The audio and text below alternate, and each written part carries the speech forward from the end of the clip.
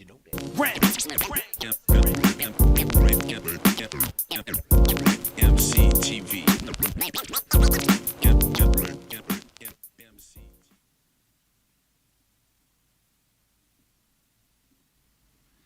Yo, what's good? It's your boy, that motherfucker Steve, and you watching EmceeTV, the podcast.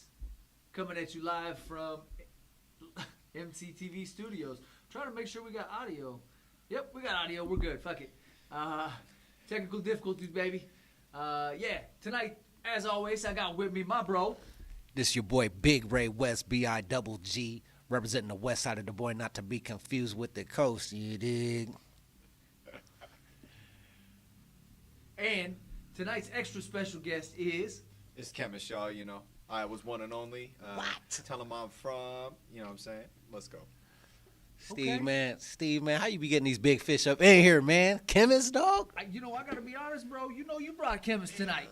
Man, MCTV is cracking like a motherfucker, dog. You only got the killers up in this bitch. You know, we getting it in. There we go. Man. There we go. You know what? While y'all chat for a quick second, I'm gonna blast this link. It's long We can let overdue. folks know that we out here, and Man. we go ahead and just spread Listen- the word a little bit. Yeah, let's jump into it. So if people are not familiar, man, we sitting here with Iowa's own Kemyst. Now, give us enlighten us. Why do when people mention Kemyst, why do they always say Iowa? You want to tell us about that? Let's get into it right there. Well, you know, before I went on a hiatus, long hiatus, been gone probably about 6 years now. Had a track, Iowa video. I think it's somewhere in the neighborhood of like 260, 70,000 views now. Say what now? It's at like 260 or 70,000 views. It's really honestly continued to just kind of keep putting up views. It's been one of those things that's had a lot of longevity for what it was. It was really big when it came out. You know, definitely had a huge buzz in the local scene. Definitely. Back then. You know, opened for Machine Gun Kelly. That was pretty huge to have like the majority of the crowd singing along with the tracks back then. That's I mean, crazy. to be Where'd able you to do open him that. up? Where was he at when you opened up for him? That was at Seven Flags out in, what is that, out in Urbandale or... You hear that, y'all? That was Seven Flags back then. That was Yeah. before it was Horizon Events. Is that what it is now? I see that. I've been gone a minute, you know what I'm saying? No, it was really cool. Like, there was a lot of things that were going on around that time, personal life and stuff like that, so that definitely kind of hindered some progress, I think. But no, it was really good. It was a really good run. Moved out to Seattle to try to kind of pursue things further. And Hold on, before we get all the way up into there, let's go back to the Iowa track. Who produced the record? And talk about the recording process of the song, writing the song, all of that. You know what I'm saying? That's what they want to know. Real talk. You know what I'm saying? God, who was the producer for that? I believe the producer was this producer, Sean Devine, if I remember correctly. How'd you link up with him? I just found the beat online, to be honest with you. It's like a YouTube beat or something. So there's a crazy story. I guess we can touch into that. I've never really talked about it publicly. So there's kind of a wild story. Exclusive. Yeah. Wild You know how story we do. behind that track. So it was probably 3 years before it dropped. And it was actually when I was started working on Keep It In Your Mouth. And then shortly after we did Head in the Clouds. That's dope, too. Yeah, so that was kind of where everything started with my video team, Sam Aquina and Jules Jones out in Seattle. You know, at one point I was just going through a really rough time, and Sam and Jules, real good people. Yeah. I had met Sam when I was like 18 and when I was first really getting into rapping, and he used to rap back then, so we had recorded a track. I met him one time, and 10 years later, we linked up to start doing music videos. Like, we just stayed in touch through social media and stuff. It was a really cool thing. So anyways, we started doing videos and stuff, but I was going through a rough time, and they were like, hey, man, why don't you just come out to Seattle for a while? Wow. And That's dope. yeah, it was really cool. And I was like, man, I ain't got the money for that or whatever. They're like, don't worry about it. Like, we'll fly you out. Just you can stay with us. Like, we'll give you some work. You can do some camera footage stuff for us, you know, at some events or things like that. And whatnot. And so we went out there, and it's funny because Sam was like, we're not going to talk music. We're not going to talk any of this. And I get out there, and First thing you talk. First goddamn thing when I get in the goddamn cars, man, we got to get this music popping, bro. And I was like, man, so much for like. Sounds like a real friend to me. You Shit. know, so he started putting in my head like, you need to do something for Iowa. You need to do something for your state, you know. And like he's like, it would be huge. Like we could do a video and blah blah blah. And so I kind of just started writing it slowly here and there, and went back out there another time and like finished writing some more. So you wrote the Iowa record. I wrote half of it in Iowa and half of it in Seattle. Okay. Okay. I also wrote One Hell of a Ride when I finished the Iowa track like 2 years later or something from when I first started writing it. I wrote like the first hook and then went back to it. Like, I mean, it was like a year and a half or two before I even finished it out. And then I linked up with Zeffy. Who's that? Johnny Weber. He's a local dude. He DJs more, I think, than anything now. He does a lot of EDM and stuff like that now. He does a lot of more DJ and stuff, but he was producing. He actually has a really dope record when I started working with him that I really liked. I honestly don't remember the name of the record. I'm kind of bad with names, to be honest. But it's a really nice record. It was in my whip for a while. You know, I rode around and listened to that thing a lot. We recorded Iowa, and Sam and Jules flew into Iowa, and we just like they're like, we have this plan, man, and they just started going around. The crazy thing is, anyone that's seen the Iowa video, when I first saw it, there was so many scenes in there that I was not there for. So maybe the excitement that certain people got when they saw it for the first time, or to see different things of Iowa, like all those fairground shots that had the Ferris wheel and the carnies and the girl with the horses and stuff like that, I didn't see any of that. The Hispanic family that was sitting in the park that they got the shot with the dog, I was not there for that. So you was fortunate enough to have a pretty solid ass video team. I was gonna say they really came through and invested in you. They You know what I'm flew saying? out here from Seattle. That's why I say they're really good people. Like Sam's always believed in me. Like All you had to do always. was sit down and eat the meal. Shit. Sam really like always believed in me and always, you know, backed me. If there's ever been a person that was an investor in me beyond just time or any money or anything like that, it was always him. There was no, honestly, I owe him and Jules everything for what I had, because there would be no Head in the Clouds. There would be the tracks. Head in the Clouds still would have been there as a track, but that video would not have been there. 100% would not have been there. And the videos are damn near everything. Iowa, One Hell of a Ride, the whole Experiment album in general would not exist without them. It just wouldn't exist. Like that's Would you just say 100% real? Would you say Iowa is your biggest record? I mean, I think as far as like public opinion would go, I think Iowa's my biggest record. I was actually talking to a dude about this last night. I sent somebody off some new cuts that we have kind of hidden away, just because they've been a long time supporter. So there are people out there that have heard some of the newer stuff. He's one of them too. But yeah, I personally think that commercial wise, or what I felt was the bigger track to me as far as overall production and everything, was One Hell of a Ride. I think that's my masterpiece so far as overall track wise written and everything like that to me. And that's got a video too? Oh yeah. How many views? Like almost 70,000 maybe. That's Is great. that the one where you're in the office? No, that's the one where I was performing live. So I performed live at 515 Alive Halloween show at Val Air. And man, there's some behind the scenes stories to that, and I'm not going to go into that on here because people are going to think I'm a little wilder than they even probably know I am. Oh, you most definitely a wild boy.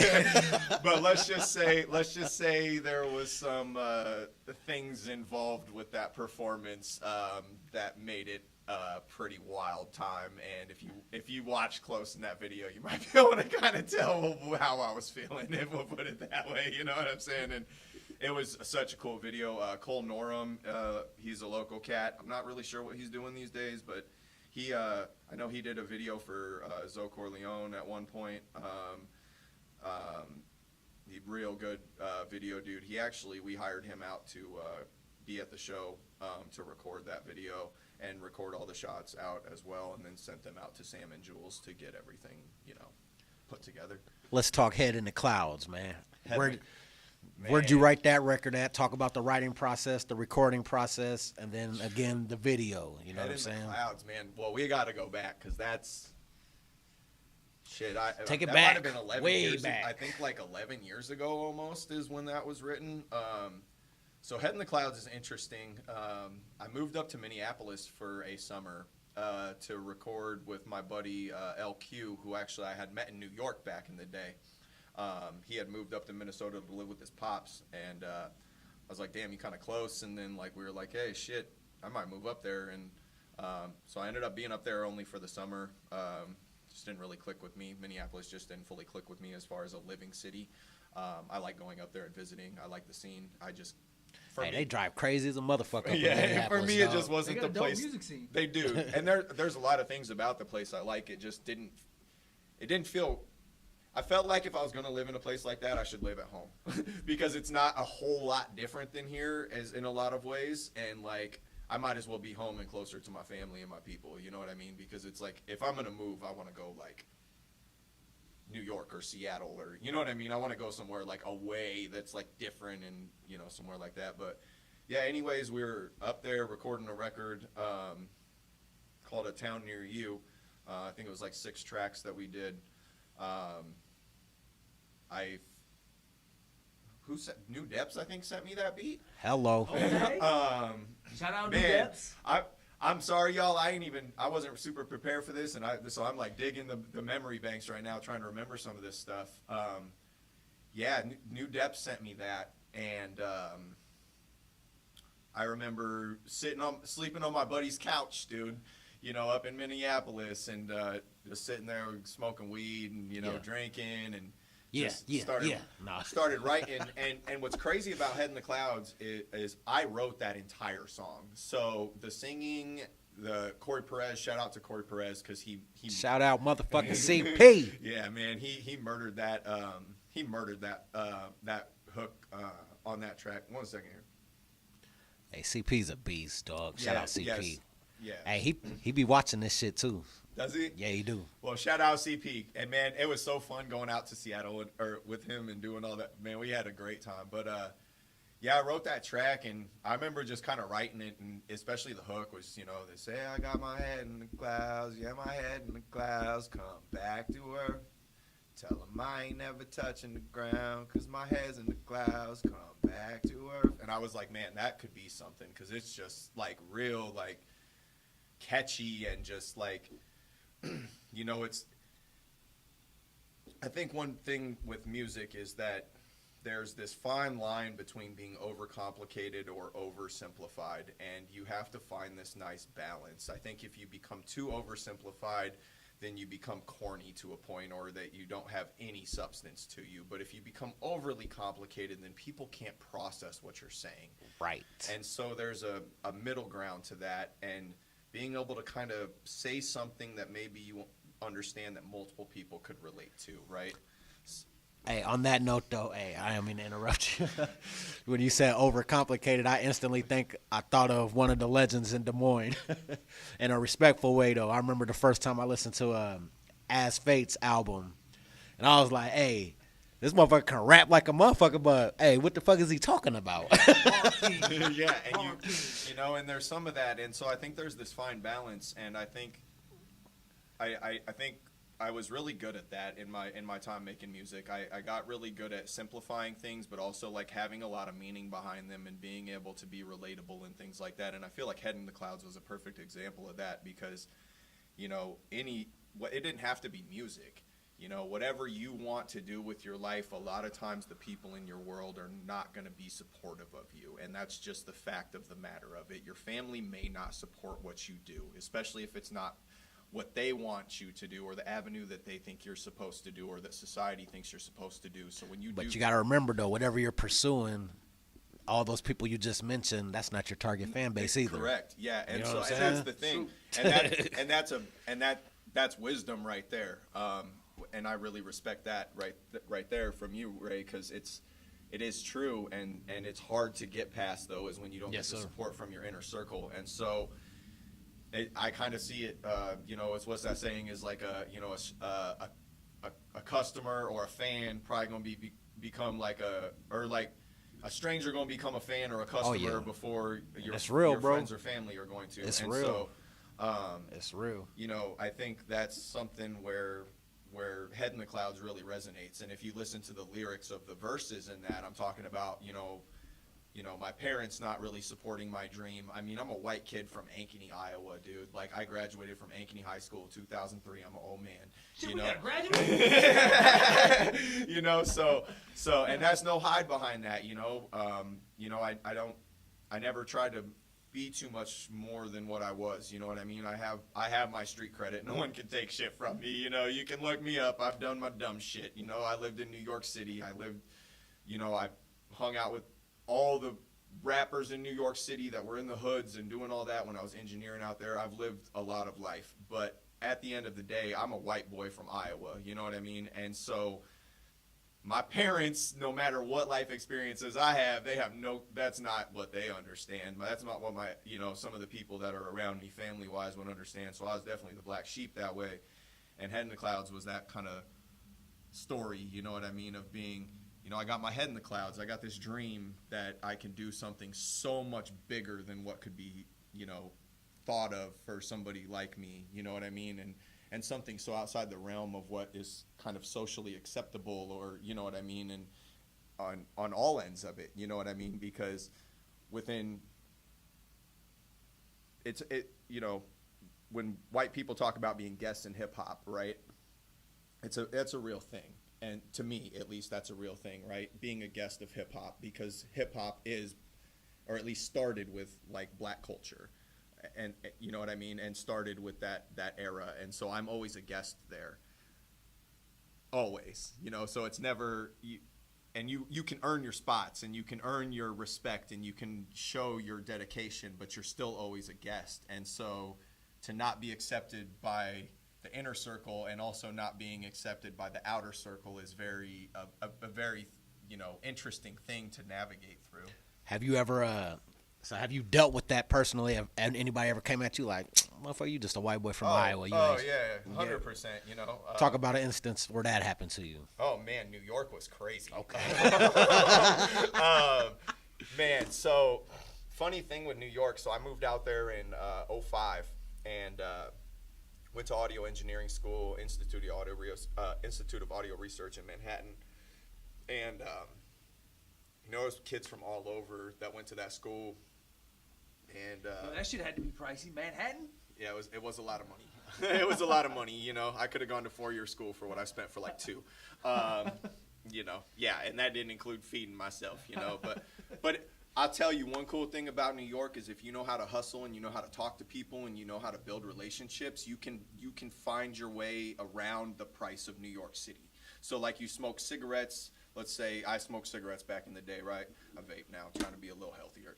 But, smoke cigarettes, you go get a pack from the store. They're way more now, but even back then, they was $10 a pack, in New York. Well, I could go on the streets, and if I found a hustler, I could go get one that goes down to Virginia and brings back cartons, for like I get them for like $5-6 a pack, you know what I mean? So if you know how to hustle, you can get that. Like one awesome thing about New York, you go to a bodega like a lot of times, and you have, that you get to know the shop owners. They'll give you food on credit, and hey man, it's cool. You hungry? Like I'll feed you. Come back and pay me when you get paid. And it's like, yo, bro, that's love. You know what I mean? And you come back and pay them, and they'll do it again for you.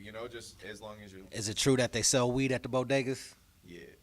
He said yeah. And the Dutches, bro, and the honey Dutches. They ain't got to anymore. It's legal in New York. Right. But no, New York was crazy because, when I went out there, Iowa was still really in the Midwest phase at the time. So it was real baggy pants and super tall tees. And still is, boy. Yeah, but the shit. hard 90s. I was rocking like a 4 or 5 XT. And hell yeah. Just, swimming in my clothes. Well, New York at the time had switched to the more new school style of like a little bit more tighter fitted clothes and some throwing back to tell him, Steve-O, tell him. But I'm just saying, here's the thing: when you live in a place like that, you don't want to stand out. I hear you. Because standing out is a good way to get hurt. And so, or whatever, right? So, or taken advantage of because they know you're not from there. Right. So, you know, I'm wearing all these big tall tees, and everyone else is rocking like the 90s colors. You know, they're rocking the blue, the turquoise blues and the purples and the bright yellows, and you know they're having all this shine, and you know it's this whole different swag starting to happen, and I just stick out like a sore thumb, you know, in my tall, long. So, and then I open my mouth, and sound like I'm, you know, from the Midwest. You know, I don't talk like a New Yorker, and so it was, you know, obviously just like, what are you doing here, dude? Like you are in for a culture shock, brother. And then I'll tell you, man, after like 4 months living there, I met these dudes that lived in Flatbush, Brooklyn, which is like Busta Rhymes' hood, basically, is where I was. Flatbush zombies. And it was gnarly, to say the least. Like, I mean, as projects get, I mean, literal goons on the block, just, you know, watching the block, patrolling the block. Like, remember the first time I went down there, actually, I had my headphones on, and I was going to record for these cats, this dude named Candyman in Brooklyn. And I'll walk up on the block, and his block, you know, he was the block. We'll just put it that way. He was the block. And so, but I walk around the corner. I got my headphones on. And in New York, you always keep at least one off or something so you can hear what's going on. And I hear, "Yo, Slim Shady, you in the wrong hood, white boy." And I mean, I'm deep in Brooklyn, bro. And I'd only been there a few months, and I was like, "Oh, this is not good." Like, like for real, like this is not a good situation. I would have right turned now. around like, I'm Slim Shady with I'm the Slim Shady says not the go on the road. Bro, it was wild, bro. And I was just like, damn. And I mean, you got to understand, I was like 19 years old, you know what I mean? So I was still a young cat, and like, holy shit. And then the crazy part is, like I said, my dude was the block. So when we went up to the studio and stuff, he was like, I remember at one point he was like, "You want to go get some food or something?" And I was like, "I'm cool, bro." Like, I really didn't want to go back out on the block. Like I was uncomfortable, you know what I mean? And I'm pretty chill. Like, I don't really get freaked out in a lot of situations like that. But it was rough. It was a rough neighborhood. And he ended up bringing me out there with him. And obviously they all knew who he was. And no one ever messed with me in that hood again. Like, they just kind of left me alone at that point.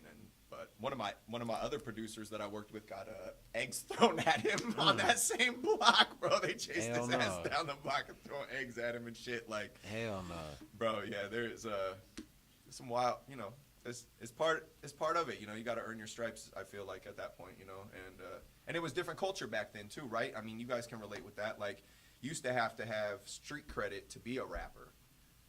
Now you can be 6'9" and tell on people in federal court. I think the internet started that shit. Now it's clout. You know what I'm saying? Well, you don't even have to have that though, because there's some of these artists that don't even. Well, you used to have to be able to freestyle too. You used to have to be able to bring some bars to the block and be original. Prove your stripes. Yeah, you couldn't bite somebody's name. You couldn't bite somebody's bars. And nowadays, you could.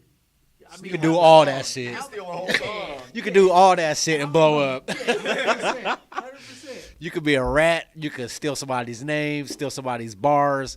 As long as you put that on your motherfucking IG or TikTok and get them views, that's all they care about. It ain't about no talent. It ain't about having no soul, no integrity. Well, also, even I see all about clickbait. Even beyond that, though, like, even I will say this, that I think because hip hop has become so multicultural over the years, you know, you got to think back when I was first started rapping. This is 20 years ago, more than 20 years ago. So back then, Eminem was the only really white rapper besides that Canadian rapper like Snow and Vanilla Ice. Well, way before that, there was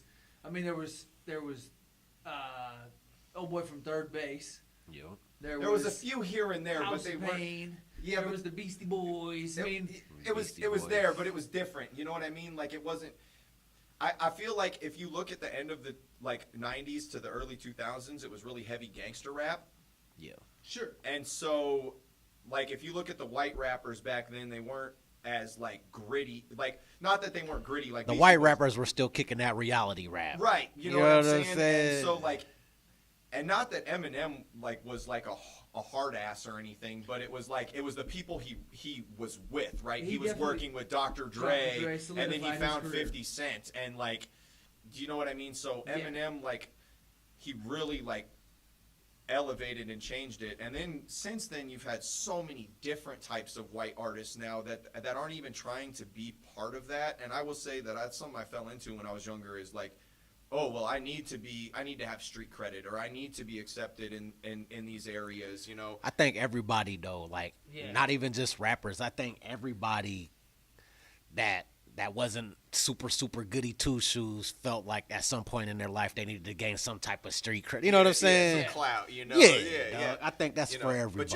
But you needed it real heavy for what I wanted to Absolutely. do. You know what I mean? Back then, especially. Yeah. You know, because if I was just a white boy from Ankeny, Iowa, that had no street credit, no one would have took anything I said seriously back then. I mean, all you had to do is be known to hit a motherfucker. Hit somebody in their shit if they talk shit with you. No, for real. That's respect. That's simple. For real. It's that simple. But it was different back then than it is now. And then I do think that it's changed a lot, because there's been some artists that have kind of changed the avenue of it. And also, I don't think hip hop is quite as like gangster rap as it. I mean, you still Definitely have like not. trap music and stuff like that, but it's a lot more like. I think there's subcultures of different Correct, stuff. yeah, and so it's opened avenues for artists, you know, like a Macklemore, you know, to come out and do what he did, or for, you know, you have artists like Jack Harlow now, or things like that, you know. Or even Lil Nas X. Yeah, I mean, it's about. I mean, I feel like it definitely went in the direction of party and having a good time, Right. And consuming drugs. In our days, it was Selling. kill motherfuckers and sell the drugs. and then before Cash that, rules it was everything just around telling me. the stories in general. Before it was. So hip hop started as telling the stories of the hoods and what they was seeing in those hoods, and if there was, you know, drug dealing happen and people taking the drugs, and it was the picture painted. And then in the like mid to late 90s, it really became this glorification of being the drug dealer and being the hustler, and the drug dealer, the gangster, the Yep. pimp. Yep. You know what And I'm then- In saying? the early 2000s, it became the consumer. yeah, it became Yeah, the now junkie, now bro. everybody It's wants to cool be the junkie. That's the cool shit. Like, Bro, it's wild. It's wild, the culture. bro, I remember growing up, dog. In the 90s, obviously, I grew up in the 90s, early 2000s. Like, you know what I'm saying? We used to talk cash shit about motherfuckers that did meth or did cocaine. Like, man, you was a fucking Pokemon if you did cocaine. For real though. Like, you know what I'm saying? Yep. And then nowadays it's cool. Like, everybody and their mama do cocaine. All the OGs, all the gangster rappers back in the day, like all the motherfuckers you looked up to back then that was saying that shit is whack. Niggas is smoking crack now, or doing coke now, or doing meth now. Like, Yep. this is crazy, bro. No, it's wild the way the culture changed, and you know, but I think that also becomes a byproduct of it at the same time, because, you know, I've done my fair share all throughout it, you know, and I definitely can't say that I haven't had problems at certain points with certain things because of just too much involvement in it, because it just becomes that way. So I think when you put yourself in those circles, it takes a real strong motherfucker to continue to be in those circles for that amount of time and go through that many different things without eventually falling into the trap, right? Like, I it's hear just you. that's why it's called the trap, right? Like, it's literally like why it's called what it is. You know, Absolutely. you literally never get out of it, and you know, so I think that's kind of almost a byproduct of it. Like, you know, I've been very fortunate the last, you know, 6-7 years of my life to be able to kind of get away from some of the things that were getting me in a lot of trouble and getting me, you know, into situations that I didn't want to be into anymore, and to try to, you know, better myself a little bit. And I don't even think I was bad, you know what I mean? Really, like, that bad, you know? Like, I mean, I live in Iowa and they hate marijuana here, so that's just, you know, within itself going to be a problem. They hated. Because I'm going to smoke weed, I don't give a shit. But they still The I'm perspective is going to smoke changing. weed whether it's legal or not legal, so, like, it is what it is. But So let's switch it up a little bit. Let's switch it up. We talked a couple of your big singles, your couple music videos that you got that was super cracking. You gave us a little bit of New York background, you know what I'm saying? Let's go local influences, man. Like, who are some of the... Before we dive into that, can I steal it real quick? Yeah, go ahead, brother. How did you first get introduced to hip hop? What was your first turn on to hip hop? What was the cassette tape, if you will, back in the day? Oh Oh man, this is funny. Coolio. Okay. That's dope. Which record? It was the fantastic. Slide, yeah, it was. slide. Yeah, it was that album. So no, here's a funny thing, right? So, Still trying to get a piece of that apple pie. dude, that's hilarious. So you talk about Hello. this, you know. So talking about being, Shit. yeah, bro. You talk about being, you know, kind of the outcast. When I talk about being the outcast of my family and stuff, I'm a lot more accepted now because they, you know, I think people in my family kind of realize like this is just who I am. It's gonna be who I am. You know, you at some point you just accept it. But when I was younger, I wasn't really allowed to listen to hip hop. My family is in no way like prejudiced or anything like that. Like they real like my parents. Man, hip hop is just trash, dog. but- Listen to the message, dog. Listen to the message. They was just trying to save your ass, man. But you know, it was just Trick love the kids. that's You know not what I'm what it's funny because like my dad, you know, wasn't about it, and now my dad likes a bunch of hip hop. Yeah. Like you know what I mean? Because I've got him like into some certain things like.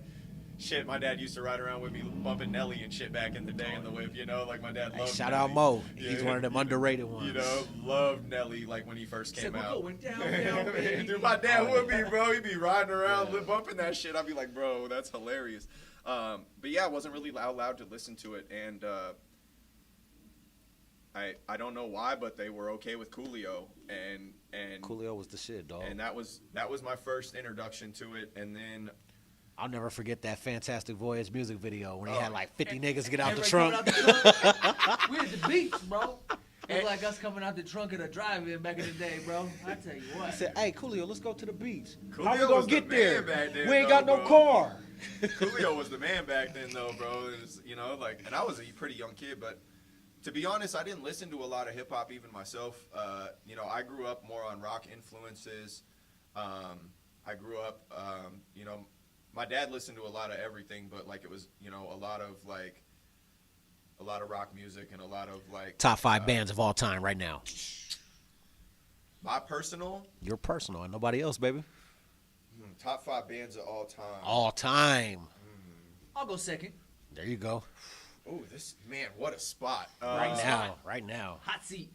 Okay, this is in no particular order. That like Wait. literally no. Oh, Ray don't like that. I can't rate them in any particular order. He does that shit to me every time. No, I can't. What's the I order? can't. I What's the can't. order? I can't. So I will say, man, that is so hard. Let's get with it, baby.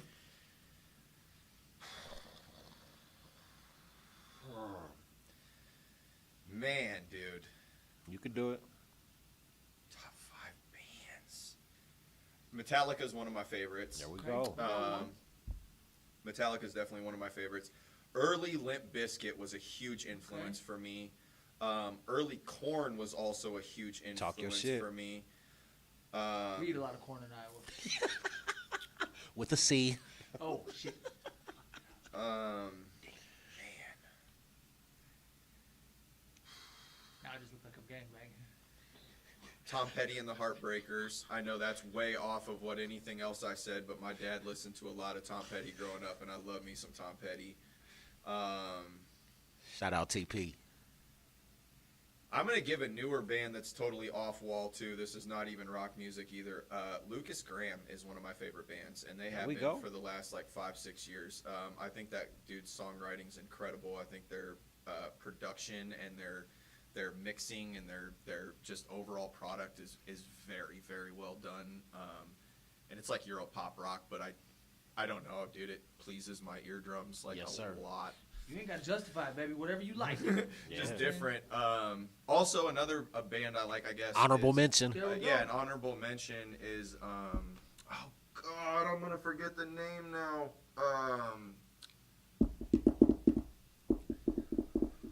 Oh, what is that band?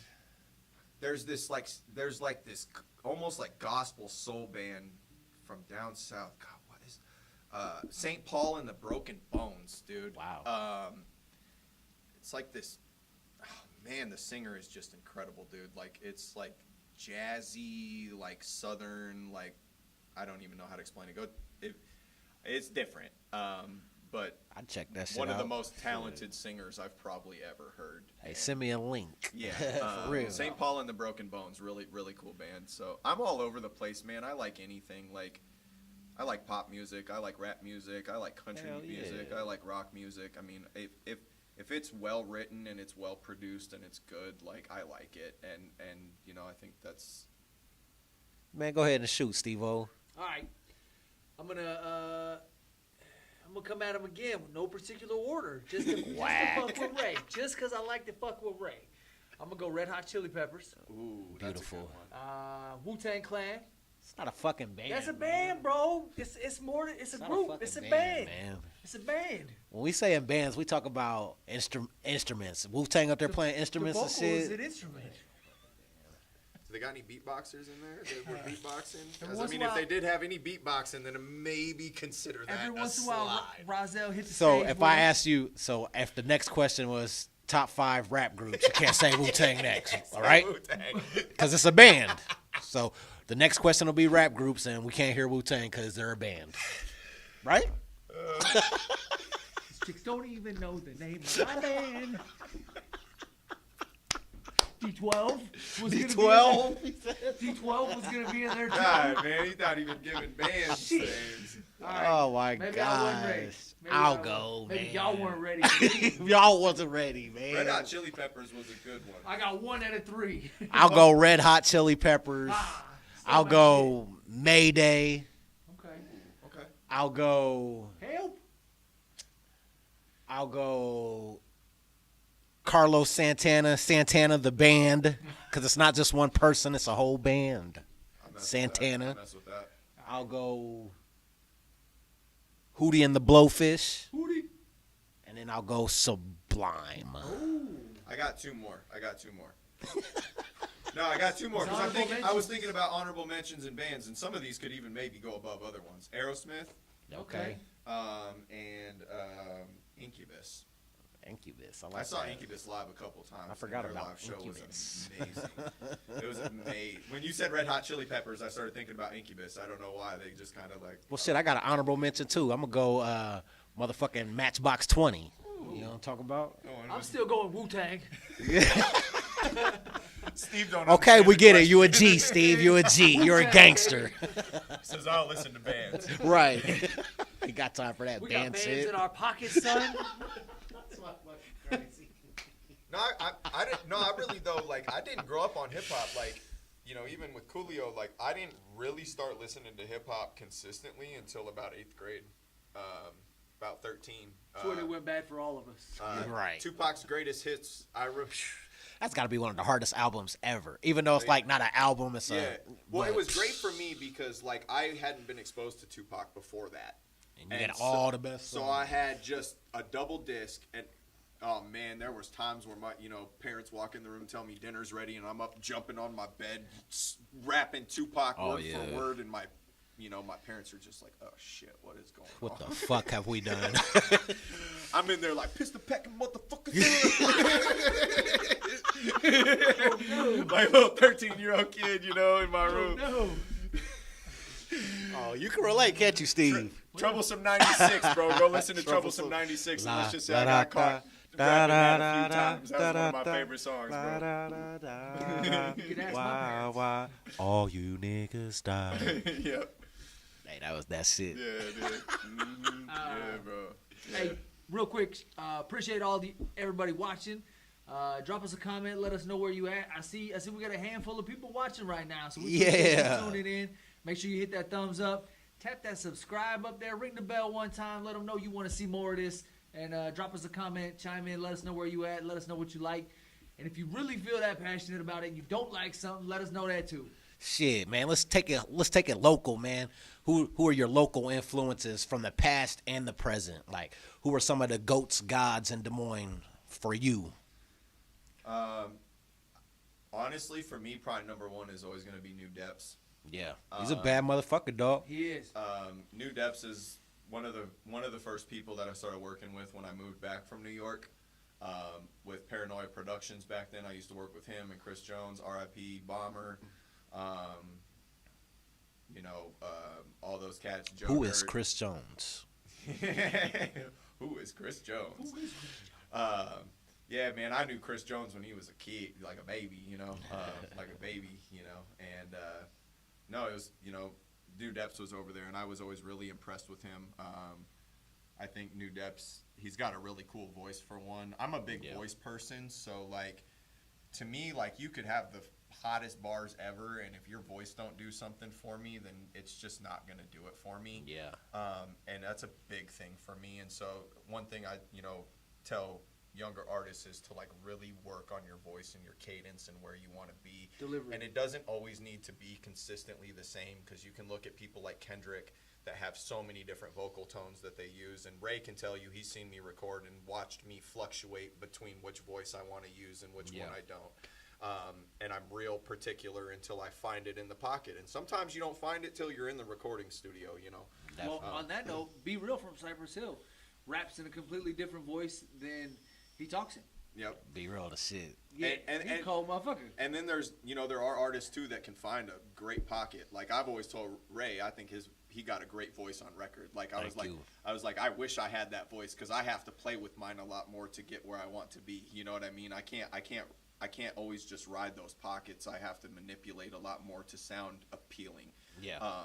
And so I think certain voices just are really cool, and I think Depths has always had that. On top of just being very. I still never worked with that guy. Man, I done reached out. Depths, man, I be reaching out to him, bro. He be leaving me on red. Man, I leave messages on his Facebook. We had him on the I podcast, call him, though. bro. He'll talk to me when we in person, but shit, try to That's get him smart there. Dude, though. He like his space, He like his. I can't get a hold of the like brother. his He space, won't hit me back. But man, I like him. I always thought he was incredible. I mean, we talked about Dude earlier. I think Trip Shelton is just different. He's on that Mount Rushmore. I think Trip has just really an interesting way with his words. And me and Ray, we were talking about this in the studio the other day. Is we were talking about how artists come in on tracks. Yeah. And the track that we did, I remember when I first heard your verse, I was like, it took me a second, because you came in at such a different spot than I did on the track. And so when I wrote my verse, I had this certain little vibe to it. And then when Ray's verse came in, I had to have him run it back, because he was confused as hell. Because I was like, it threw me so off where he came. And then when I listened the second time, I was like, dude, that was nice. Like, how did you come in there? Because I wasn't expecting it. And so when it came in, it confused me from what I had written. Hey, you look confused as hell, too. and we talked about how Trip is like that. Like, there's times where, like, he is rapping, and I'm like, he comes in these weird spots. And, like, and it always works. And it has this weird way of, like, morphing with the beat and having his story be told. And I think it's a really hard thing to do. And I don't even think it's something that you can, like, practice almost. It's almost like just a natural ability to understand. Man, some people are just cyborgs at this music shit. He's one of them. Yeah, dog. And so, I do. I think he's definitely one of the best to be respected here. And I feel like he ain't gotta, like, people in Des Moines get caught up in this. Oh, if you don't say Trip is the best, then you're tripping. You know what I'm saying? Not necessarily. That ain't the case. So I want to say, though, if you don't acknowledge that man has skills or ultra talent, nigga, you're hating. There's no other way around it. Right. And I Trip Shelton ain't got to be your favorite rapper in Des Moines, Correct. or he ain't got to be in your top 5 or none of that shit.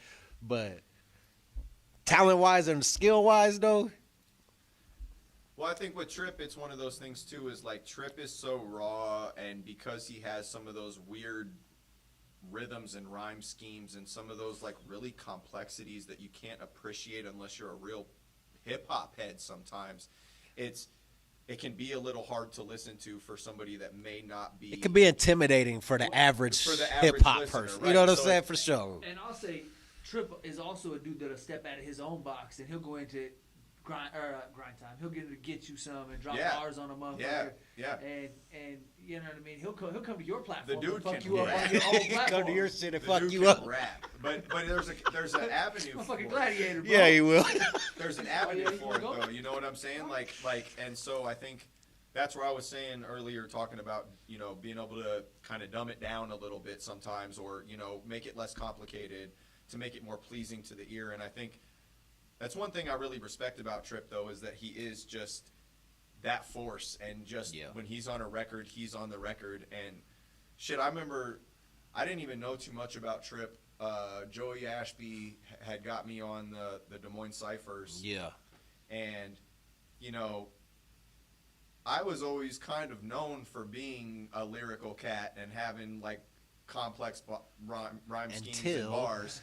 And so I'm thinking I'm going to come into this Des Moines Cypher and I'm going to have some of the complex bars, and I'm going to be one of the rappers, you know, that really like has some of those nice, you know, ones that really are like different. And then, you know, Joey's like, well, you gotta deal with Trip. And like, I don't even know who this is. Like, whatever, man. Like, I was in New York battling dudes. I'm Gucci. Like, we were out literally battling on the streets in the hood, you know? Like, I live that life in New York. Like, I can dead ass say I live that life out there, you know, standing on the block rapping, dude, with like crowds of people. Like, we did that shit all the time, you know?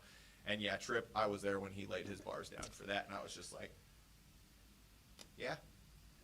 Back to the lab we go. Dude's nice. Like, dude's nice, dude. Like, yeah, I'm gonna have to come with it. And yeah, man, there's been a lot of things that with him that I think are really, really good. Those are my probably like top two. That's a solid ass top two. Ray, I wanted to shout Ray out too before, and I want to ask you something. Put you on the spot here as your guest. I love the spot. So I am the spot. For one, you're the one that has reached out to me and got me back into this. Yep. So anybody, let them know that too. Let them know. No, I mean, no, I'm being dead. Because people can love or hate me. You can think whatever you want about me, but I'm a real motherfucker. And when it comes down to it, like, I wouldn't be doing this rap shit again right now if it wasn't for Ray. So my dog. So that's real Respect as, on that. and that's real as fuck. Respect on that. No, that's real as fuck. Ray hit me up. So we had talked at the battles some time back. Yep. You know, and you had That's asked, when the seed got planted. you know, you'd asked if I ever, you know, would want to do a feature, and I said, you know, I got you, because we go way back. Absolutely. You know, people that don't know, me and Ray go way back. I mean, we To go, the muse. shit, we go back to when I was like before I moved to New York. Yeah. With Mike Jordan. Okay, Yeah. you know, like as a homie. So you know, we go way back.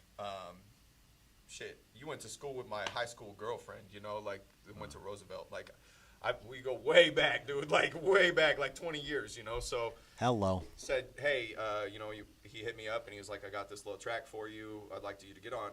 And I said, you know, I got you. It was really no hesitation to it. It was, I told you I would do it. I will do it. And so I did it. And I think after I wrote that verse, I even started writing other things immediately. Like the gates opened. It just sparked something in me. It's like riding a bike, dog. You know, me and Ray talked about some things, and you know, I don't know, there was some inspiration sparked there. But what I wanted to kind of ask you beyond that story and stuff like that is, I know that I'm not the only person that you've been working to try to like get the scene kind of popping. Yes, sir. And so, for one, I want to kind of commend you for that, because it kind of feels like a little bit of a blast from the past. And something I think the scene could use. But at the same time, like, what has kind of inspired you recently to do this? Like, what has made you pursue some of these people that have been off the radar, or, you know, been on hiatuses, or just, you know, people that aren't really, you know, there anymore? Like, you know, what has inspired you to kind of try to bring this whole thing back? Bro, I have a unquenchable thirst to fuck with the best of the best. The GOATs, the legends, whoever the people are collectively saying are the best, the top 10s, the top 5s in Des Moines. I'm knocking on all y'all's doors, past or present. You know what I'm saying? Rest of 5'9" right here. You know what I'm saying? Like, Said I'm fucking with everybody. man, I want to rap. I want to rap with the best of the best. So if they telling me Trip Shelton, Kemyst, Depps, Chris Jones. They saying y'all the Ass best. Fate. Smooth G, Ass Fate. They saying all y'all the best. Guess what? I want records with all y'all. I want to do interviews with all y'all. I want to spread the love. You know what I'm saying? If y'all interested in performing, let's do these shows because the opportunity's here, man. Hell yeah. And we gotta be unified, man, when they come and shine that light on this spot because they finna do that, you know? Real talk. I believe that. Word. I believe that. Those were a lot of good honorable mentions too. Smooth G, Ass Fate. My nigga Gadima, you know what I'm saying? Man. Gadima, Click. man. Yeah, man. There's dogs out here, bro. You know what I'm saying? I was just trying to pull my homeboy, the big homie, Heat the Hustler out of retirement. You know what I'm saying? I'm still on that. I'm gonna get him too, though. I'm gonna get him though. Man. I'm gonna get him. Hey, now you was talking about dogs out here. Before we get too far ahead, you like dogs. Yeah, bro. So if anybody really wondering what I've been doing, I breed XL American Bullies now. Cornbread Bullies is the camp. You can check us out on Instagram, on Facebook. Cornbread is, obviously CORN. Bread is BRED because we breeding dogs. Cornbread Bullies. Got 2 in-house right now. Got another dog that lives with a partner. Got a couple more dogs coming this year. Got a daughter to a champion show dog he's from one of the biggest kennels in the world, Bossy Kennels. Her dad's champion King Apollo. If you're into bullies, might know that dog. He's pretty fire. Just working, man, trying to do something outside. I will say I lost some passion for music for a long time, and I needed to figure something else out. And dogs gave me a lot of that same love that I felt when I was writing and when I was recording and when I was creating things. And to be able to kind of create life like that now is kind of, a cool thing for me. And it's something that I think that passion for them dogs actually, even with Ray's spark, was kind of what brought me back a little bit. You know what I mean? Because I don't think I'd. Hey, bro, you had. been doing that Hey, when without we was in the dogs. studio, bro, you had that spark in your eye when you was writing. You know what I'm saying? Yeah, and yeah, recording man. and rapping and shit. I was like, there it is. And it hadn't been There it there is. for a long time. Like, there's one track I wrote like a year and a half ago. My best friend passed away into 2020 from cancer. Sorry to hear And, that. TJ Smith, man, he's the best dude I ever knew. Shout out, motherfucking Tej. Yeah, bro. That's my guy. He passed away and fucked me up pretty bad. And had some real rough times with the dogs first getting started. Unfortunately, had some dogs with kind of some health problems and some things that I wasn't willing to breed or, do into that, be part of my program. So I lost a lot of money and like a lot of time and effort, and you bond with the dogs, and there's just these things that you have to go through with that. And I just lost my best friend, and I was just like I was in a bad place, and I picked up a pen and I wrote. Ray's heard the track, and I wrote and I felt better for the first time I had, in a while. It was just therapy, and I just put it down, and I was cool with that. Until recently, writing again, that's kind of that same thing. And yeah, it's been a journey. I think it's one of those things that, like, falling out of love with it was because I wasn't doing it for me anymore.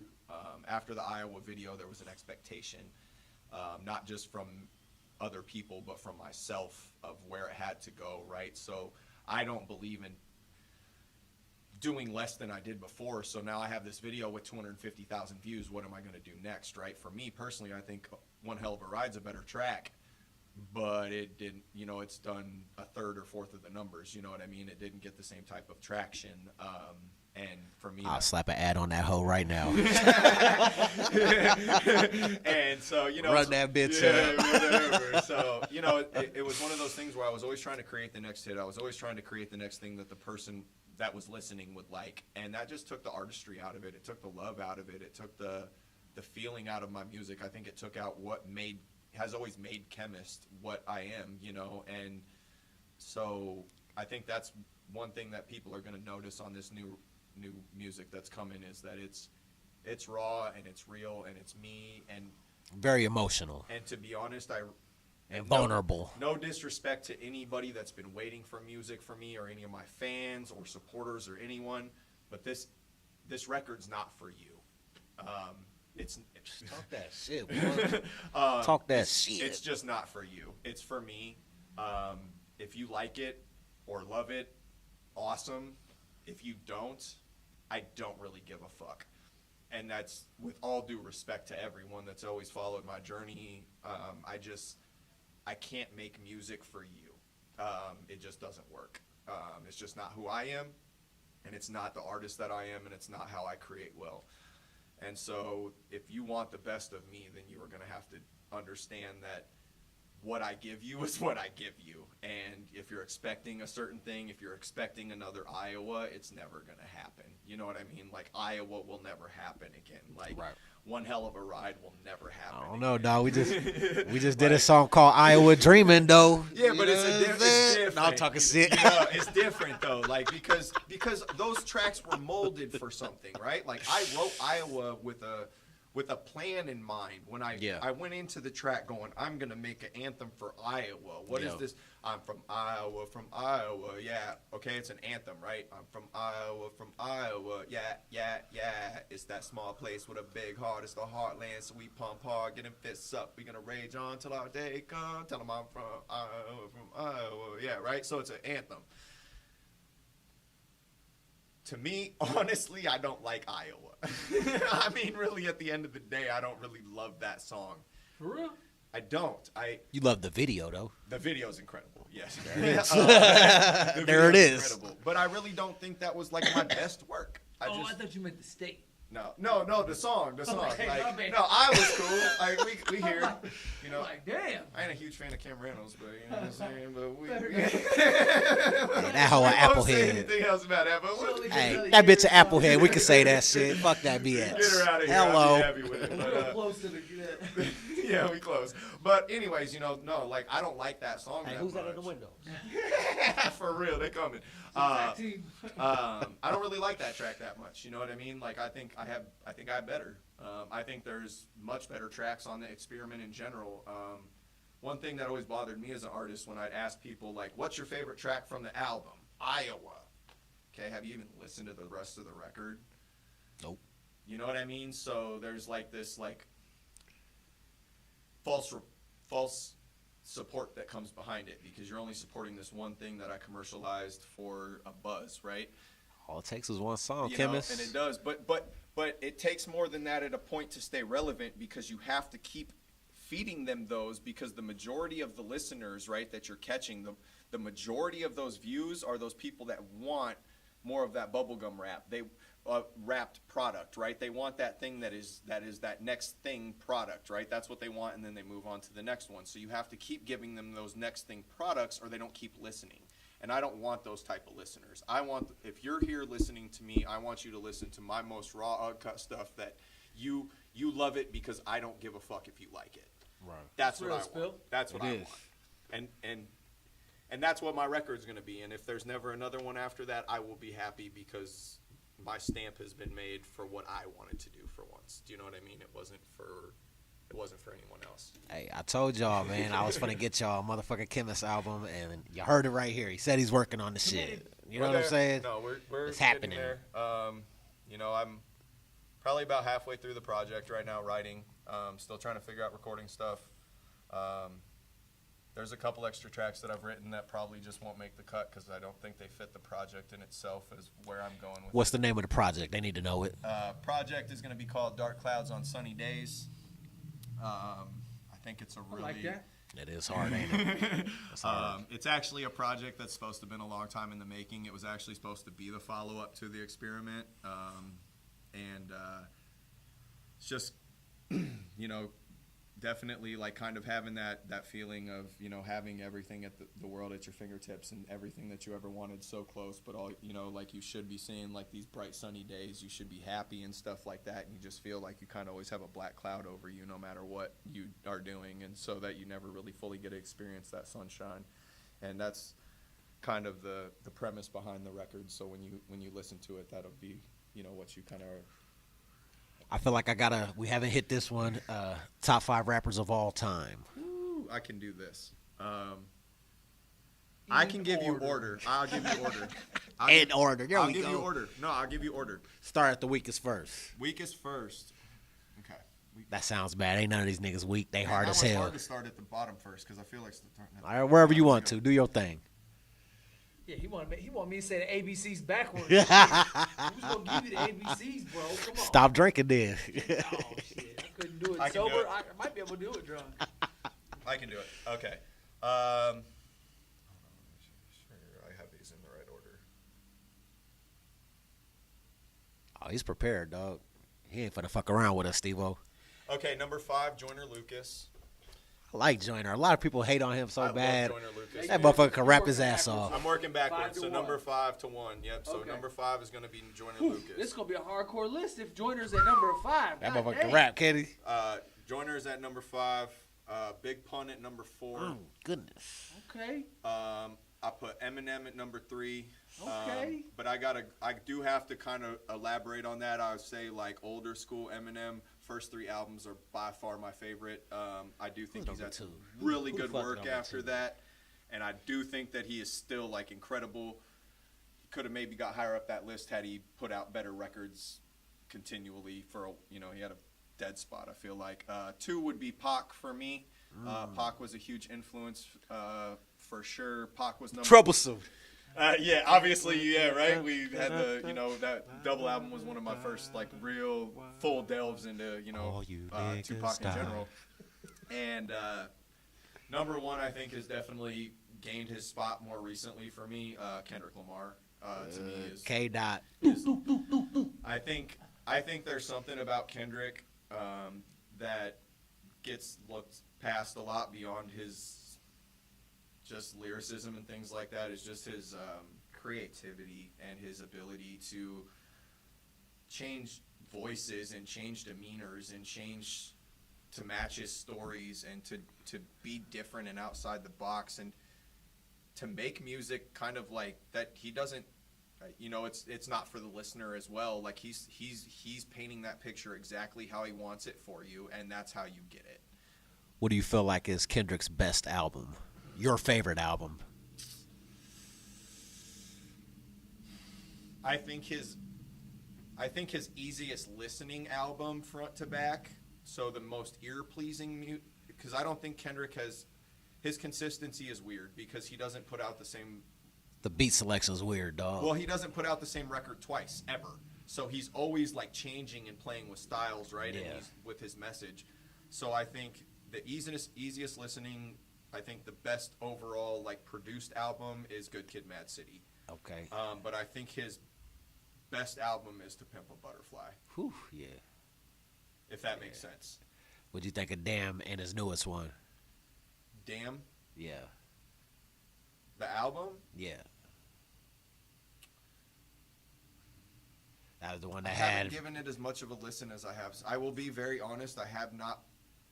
As I've gotten away from music and writing and things like that, I've kind of quit listening as much. Yes, sir. I think Kendrick has 2 projects now that I haven't given a big listen to. Yep. I think To Pimp a Butterfly was the last one that I really, really like delved deep into. Yes, sir. So I think he does have 2 since then, right? Or Yeah. like 2 main releases. He Yep. had that little mixtape, I think, in between as well. So I'll be honest, I'm kind of out of the loop on that. That's a good ass list, though, man. But You know, we done did it like 15 times. You want to hit us with ours? yeah. What's yours? Let's You know go. what I'm saying? Might be changing up, but go ahead, Steve-O. Mine might switch up a little bit here too. Can't say Wu-Tang because that's not a band. This is rap. This is rap, not bands. They got bands. He's gonna be like Method Man, RZA, yeah. Jizza, Old Dirty Bastard, and the Ghostface Killer. Yeah. I ain't gonna do y'all like that. This time, motherfuckers over here. Give me my mic back, My son. motherfucking mic. Start at the top. Start at the top on this motherfucker. That's how I do's it. Don't worry about me. Steve-O, all boy. Hey. I'm gonna start with Nas. That's great. You know what? Mention Oman for sure. Yeah. Fuck it. I'm going with Nas. Nas is my number 1. Number 2, gotta go with my man Joel Ortiz. Tech, you hear this shit? He's in there. He's in there. My man's Tech 9. All 3? up in there. Aaron, he got you at 3. Never mind. Okay. Oh, see, now you making me feel I guilty. fuck with Joel Now you Ortiz, making man. me He came feel out when I lived guilty. in New York, bro. Joel Ortiz fire, bro. Oh man, you know I had to pull the heartstrings. Yeah, see, now I got a personal connection. Now he's But this is your list, bro. I like Ortiz on there, bro. I like Ortiz. Yeah, hell yeah, Joel's a dog. He's usually number 1. Yeah, usually he's a number 1. dog. But I've been on a Nas kick lately. I'm Yeah. feeling it. You know what I mean? Going Yeah. to see him real soon up in New York, up in Minnesota. That's hard. Going to the New York State of Mind tour. Yeah, fuck it. I'm gonna hold true. We're going Nas. Yep. We're going Joel Ortiz. Yes, sir. We're going Tech 9. I could just steal one right off of Ray's list right now and just go. Take King, 'em. I could take King Crooked Take 'em. right off the top. Hey. I'm gonna leave him. I'm gonna go Royce the 5'9". Nickel. Yeah, you know what I mean. Who gets that? Who gets that spot? Who gets that number 5? I'm gonna throw Shady in there. I'm going Eminem. Can't lose with it. Let's go in there. Okay. So, are these my favorites, or are these who we consider the best lyricists? What are we doing here? Oh shit! I was just doing who I'm fucking with. Personal Like Who we Top fucking yeah, with? top Personal five. top 5. Okay. If you look okay. at my playlist this Yeah, week, yeah. this is who I'm fucking with. Okay, I'm going. Oh boy. I don't want you to feel stuck in the corner with the, Number 1, King Crooked, Crooked Eye, representing Long Beach. You know what I'm saying? Super cool dude too. Super Killer. cool. If you ever talk to that dude, I most definitely have. chopped it up with him for a minute after the Slaughterhouse show back in the day. I opened Super up cool for dude. him too. So Yeah. you know what I'm saying? Great Hey, man, dude. absolutely. I actually brought him in 2009. Talk that shit, boy. Crooked's cool, folks, man. I like him on the list. Number 2, my favorite of all time, has to be Tech 9. He made the list twice. Number 3 of all time, I have to go with Ice Cube. Yay. Number 4, Twista. Number 5, ooh.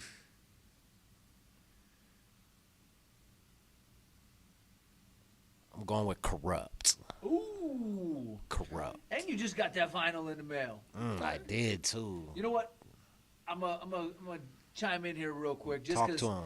I know you just got that vinyl in the mail. Talk you was to him. excited. We've been doing some vinyl, and we've been getting a couple of pieces of vinyl in the mail. Yeah. I was kind of excited. Ray ain't even had a chance to see these yet. We've Uh-oh. been buying shit together. This one was your Soul Assassins album. Ooh. Mayhem Lauren, Madlib, and DJ Muggs. So DJ Muggs, you know. you got that one. Holy shit. That's hard as fuck. My guy out of Detroit, Ty Ferris. Where we Shout at? out motherfucking Ty Ferris. No cosign, just cocaine. Nice. Y'all see it? Hey, shout out Ty Ferris. What up with the feature, nigga? Bars over BS. You got Big Ghost. Big Ghost. B.I.G. though, not 2 G's. Not 2 G's. Big Ghost in Rome Streets, number 34 out of 750. You got number 34 out of 750. This came with a fucking airplane ticket on it. Where's that? This motherfucker came from Denmark. They shipped it to us Facts. from another country. Awesome. That shit's hard as fuck. And, Rome streets. you know, because we be collecting all sorts of hip-hop shit. We do this. Mickey Diamonds. Bam! Detroit again. You know, we had a little more hip-hop. Shit, I might need an escort to the car. These motherfuckers might try to rob me. They said, where you at in real time? Because we live too. You know what I'm saying? And this one was Water and Lapura. Another Bars Over BS. That's a Ty Ferris production right there. That shit's You know what hard. I This mean? nigga got me cassettes. And yeah, so we had to come through big. Now, I ain't even. Cassettes, man. I ain't seen a cassette. Check that Yeah. shit out, bro. I ain't seen a cassette. In And they got the OBI ages, strips bro. around, so the little joint. So this is a new thing that they do. They didn't do this back in the day. It's called an OBI strip, and I think they used to do them for imports. Like, so you would get like Wow. an import record or a vinyl or whatever, and it had like this. You can't really see it so well. It had like the It's got like Asian this, writing Yeah, it's got like this little. and the little wraparound strip. And now they're starting to do it for United States records too, to kind of signify like a That's special hard, though. collector's edition. I wish I could see the rest Shit, of that first- front though, because that looks like some cool artwork. It is hard as hell. Hey man, I want to thank you I'd first of watch all. You know what I'm saying? Shit. You hooking me up with this shit. You got me on the hip hop collectibles and shit. Got me buying vinyls because I'm a CD guy. So I still buy CDs today. But Steve like, shit, I'm up into this vinyl. Motherfucker, I got about 150 vinyls. You know what I'm saying? Like, shit. Motherfucker, what you think? The only one that can buy vinyl? Shit. Vinyl's where it's at. Everybody's buying vinyl. We about to drop some EmceeTV. MTV. You about to sue me on that one. MC. We dropping EmceeTV projects on vinyl coming real soon. Oh, I ain't really got it out there like that, but there it is. That boy Trip, he's supposed to be doing Jan's Boy vinyls. Nice. Is he? Yeah, dog. Asfate drops all his shit on vinyl. I was talking to him about it a while back. Asfate is just advanced. That motherfucker like an alien. He ain't from here, bro. Next Like- level. Might have Like, to get some. You can unscrew I might his have to get face some and it's vinyl all when bionic everything and drop. shit. You I know what might I'm have to saying? get some vinyl when everything drop. So while I cut this open real quick, so this is a new one I just got in the mail. This one came from Amsterdam. That one's yours? Yeah, the Okay. homie put me up on this one, and I ain't even cracked it open yet. Uh-oh. And it was, I guess I can just tear it, put the knife away before I cut my hand off on TV. This is a new dude, or new to me, and I came up on it. And he said, "Bro, jump on that." And I want to say his name. I got 136 out of 300, and I don't really know a whole bunch about the dude, but his record, he's one of so everybody from what's the dudes out of Buffalo? Griselda? Griselda. Everybody's fucking with Griselda. Rome Streets is fucking with Griselda. Conway and all of them dudes, you know what I mean? And so this dude, I think his name was E. Don't even say his name on here. I ain't hating on him, but Right. Show us the artwork. they Show the put his artwork. name on the album. Show the artwork. Maybe somebody in the comments can let us know. The artwork's dope, bro. It's an old school like Mac computer Yeah. running through the Matrix with some Nikes on, bro. Some With a little Uzis. Uzi, And bro. he got some straps. Yo, that thing's dope. I want to say his name was Ines. The homie Brandon, who that's my dude, Nuisance, that works for, does all the animations for Avatar. He the Long Beach homie. Yep, that's the homie from Long Beach that you getting on the track for. He just sent me the track the other Hello. day for it. I gotta get that your way. He was the one that put me up on Old Boy, so I got this record. Shout out to him. And then this one, I've been sitting on for a minute. There's actually two of them in here. This Uh-oh. is kind of a big deal, and I know what these ones are, and I know how to say his name, and it even says it on the front. These are two I did not have, and Oh, this nigga got the new Vanilla Ice. Uh-oh. you know, I was kind of excited Oh, to, get 'em shit. just to add it to Oh, the collection, no. just because I didn't have them on Kamikaze vinyl. album. I got Kamikaze, and the collection wouldn't be complete without the Marshall Mathers LP. The original Marshall Mathers LP. That is, in my opinion, probably like Eminem's best album. So, and I did not have these on vinyl, and now I have all of them on That's vinyl. dope. That Kamikaze's crazy dope, dog. Awesome. Yeah. That motherfucker went crazy on that album, boy. And the Rick Rubin production on it, you know what I mean? It gave the album a whole different twist. You You know went what I mean? crazy on I that got so fucking many album. memories of this album, this Marshall Mathers LP, man. This was, I would say, this is the album that really got me into wanting to write. Like, really, really write. Because, So that's what I was gonna say. Man. Favorite track on there. oh.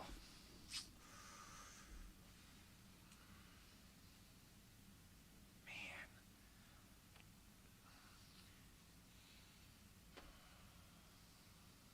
I gotta say Drug Ballad. That was my shit. I think the way I am hit home for me really hard. That's where I'm going. I think Stan though is probably one of the more creative. Well, especially since Like- he flipped the track completely, right? Because it was like a love song, or it was a happy song. Yeah. And then he flipped it. Yeah. Put the sample Old girl in. Dido had a original record out to Yeah, that. and Yeah. I think Stan is so different than almost most things that people have done. I think there's very few artists that even have tracks that could even be halfway comparable as far as even just like planning and structure. It was just a masterpiece of a song. And dark. That motherfucker was a straight psychopath. My favorite line on that album, though, is probably one of the more offensive ones. And it's the, if I was to fuck any singer in showbiz, it'd be Jennifer Lopez. And Puffy, you know this. I don't give a fuck if this chick was my own mother. I'd fuck her with no rubber and come inside her and have a son and a new brother at the same time and just say that it ain't mine. What's my name? Slim Shade. Bro, that line is so fucking disturbing and fucked up and bar heavy as fuck, though. Like, it's I ain't even just gonna lie. When that brutal, motherfucker dude. first came out, I'm a criminal. we was not fucking with Eminem. Dude, bro, that boy said some shit like, bro, just for me with old school M, it was just like no filter, right? Like the dude had no filter and he just said whatever the fuck, and like you just take it with a grain, right? Because you know this dude is just spazzing off with some dumb shit, right? And so like you just gotta look at like the way that he structured his bars and the things that he would flip together, and like even if they were just completely off the wall, like that bar alone is just horrible, right? But like if you break that rhyme scheme down in the structure of it, like it's so nasty, dude. Like it's just like, bruh, like, and then you had the gumption to say something like that on record, and you know what I mean? Just like, And he said it to her husband at the time, right? Like, yeah, because Diddy was with J-Lo at the time, I mean, bro. not husband, but definitely her boyfriend. You know what I mean? So, like- I'll come in your chick. Or like the shit he said about ICP, like some of the lines he had to them, like Slim Anus, you're damn right, Slim Anus. I don't get fucked in mine like you do, little lady. You know, like, See, God that's- damn, bro. See, he was like, when he first came out, dog, that was like gag rap to me, like comedy rap. So I wasn't even taking Eminem serious. Like, obviously he can rhyme and put words together, but was I buying the Marshall Mathers LP and slapping that shit in the Cadillac? Absolutely not. But see, I appreciate the more mature Eminem. But see, Okay. that's why I say though my favorite track is like the way I am, right? Because when you listen to that track Yeah, was- that's real shit. right. Yeah. And those were always my favorite tracks with Eminem. But when I say like that's my favorite rhyme scheme, like rhyme on that album is just Yeah. because like there's a shit ton of shock value to Yes, it for sir. one, and then it's the rhyme schemes of it. Like even when he was talking nothing. I mean, most rappers are talking nothing nowadays anyway, and their rhyme schemes suck. So at least the dude has some like crazy, like intricate rhyme schemes, and he's throwing. And no one was rapping like that. You know what I mean? Like, and I think also that's an avenue for him. I think as a white artist at the time too, it gave him an avenue to kind of have this like persona that was like.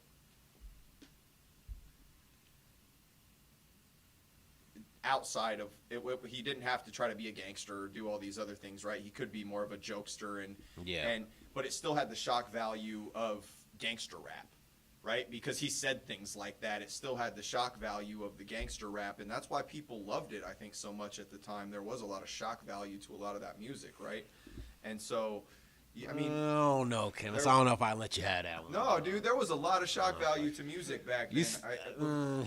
To Comparing cross-culture, comparing to cross- Eminem's topics to gangster rap shock value, I don't know. No, because you got to think.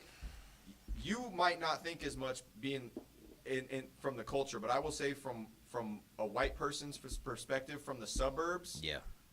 gangster rap was It is, but controversial. It definitely is, but to compare it to the shit he was saying, absolutely not. No, I'm saying as far as, but absolutely not. I'm not comparing them. I'm saying shoot my homeboy in the face, fuck bitches, get money. This motherfucker talking about raping his mom, and come on, bro. Absolutely not. I can't let you have that shit. No, I'm just saying though. All he said in there, but you got to talk about like the outside of Brother Lynch Hung, motherfuckers wasn't shock value but like if you that. want shock value, think about this is where I compare it more. Is you think about Slim Shady, hi, the hi, I'm Slim Shady, my name is right. So he says, hi kids, do you like violence? You want to stick 9-inch nails through each one of your eyelids? There's shock value to that, right? Like because he's addressing kids. Right. Gangster rap don't address kids. We ain't talking about killing or shooting no kids. There's no comparison, bud. He's not talking about killing kids. Hi, kids. Do you like violence? He's addressing children, bro. Well, yeah, but you think kids weren't listening to gangster rap that was also portraying violence? I think they were definitely listening to gangster rap, but gangster rappers aren't addressing children like, hey, kids, what up? Load up your Glock, kids. You know what I'm saying?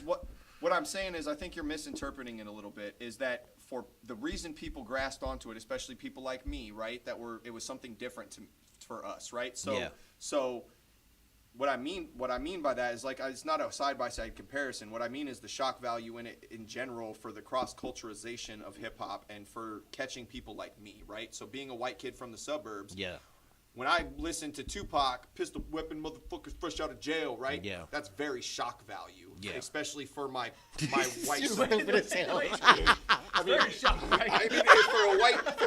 for a white kid from the suburbs in the shock value. No doubt. Right? I feel you. I feel you. So Eminem had that same kind of thing. It was a different topic. That's all I meant. No, it is. It's a whole different topic. Levels to this like shit. That. There was a shock value to it that was very appealing to people, right? And so it was like there was just something to it, dude. You got to think, man. White people listen to some weird music sometimes because I grew up listening to Marilyn Manson. Oh yeah, you're a wild boy. You know what I'm saying? So you got to think. You got tits. I mean, let's just say it. But I'm saying it's like I grew up listening to like metal and rock music and things like that. So I listened to Marilyn Manson. I listened to things like that had a lot of shock value to them. So in the 90s. Late 90s, early 2000s, that shock value stuff was stuff that very much captured people of my age and my demographic, right? It captured us. And so when that's the purpose of shock value, dog. That's why they call it shock value, to capture, to shock. I don't disagree with you that I like more mature Eminem. Like, oh yeah. But I think as far as like rhyme schemes go and just brutal bars, dude, like the Marshall Mathers LP is like one of the best on that because it was just there was no pulled punches, no nothing. Dude, just whatever. Them last two albums, what's the last one he did? The Music to Be Killed To or some shit? Music to Be Murdered By. I can't listen to his new music. He did that, and then that one you just bought, that vinyl right there. Man, the lyricism is insanity on them motherfuckers, dog. Not to say it's not on the ones you mentioned in, but intro track on this, The Ringer. Dude, Trump, what the fuck? He went in. I don't like his flow as much, though. I think is more what it is for me is I like the flows. Oh, you don't like the double time that he does? It's not even just that. It's like The Ringer is fucking insanity. Eminem has sounded personally to me sounded stiff since after about the Eminem show. These views reflect Kemyst, not everybody here. I'm canceling me. No, I have mad respect for dude. We love you, Shady. I dead ass have mad respect for dude, but I felt like for him personally as a person, I'm sure it's way better for him to be how he is now. Now let me ask you this. Now you did say Kendrick Lamar was your number one favorite rapper of all time. Correct. You admitted that you haven't quite delved into all of his projects. Have you delved into all of Eminem's projects to come up with that? Yeah, I've actually listened to all of the Marshall Mathers LP too. I've listened to all of Kamikaze. Right. Okay. And all of his newer shit, the albums. The majority of it, a good majority of it. Okay.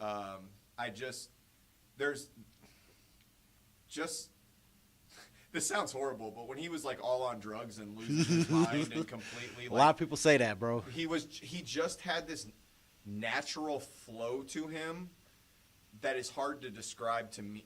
And for me, it's hard to describe it. So when I listen to the Marshall Mathers LP, like we can talk about shock value, and sometimes he's just throwing words to words and things like that. but there was this raw, like, in tune. It was like all those hallucinogens he was eating and all those things. I mean, that dude was like literally just melted into the waves at that point. And like, to me, it felt like it was just automatic. Do you know what I mean? Like, there was no thought process behind it. There was no any of that. You know what I mean? It was just so in the pocket and just amazing and organic. And I feel like since then, since the drugs have cut off, I personally feel like, again, some things have felt a little stiff for me. It's like, and that's gonna happen when you're not, you know, ingesting those amount of kind of drugs that I actually got a book of Eminem back in the day when I was in high school, or maybe slightly after high school, and it was written by the dude that did the Rolling Stone interview with Eminem. The first interview that ever was like big, you know, through Rolling Stone. And this guy wrote this book about like his interactions with Eminem the first time. And in this book, he talks about the first time he met Eminem was at some show, like I think they were in New York to start.